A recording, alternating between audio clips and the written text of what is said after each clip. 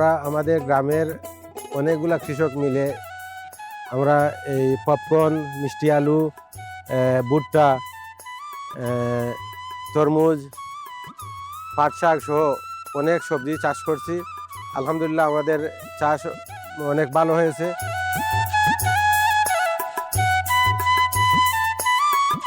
কৃষি বিভাগ আমাদেরকে সম্পূর্ণ বীজ এবং সার দিয়ে, কীটনাশক দিয়ে সহযোগিতা করতেন। তাদের সহযোগিতা এবং তাদের উৎসাহ উদ্দীপনায় আমরা উদ্দীপনার মাধ্যমে এগুলা চাষ করতে উদ্বুদ্ধ হয়েছি।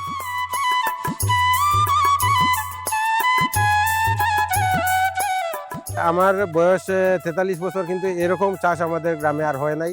আমরা এই প্রথম এগুলা চাষ করেছি।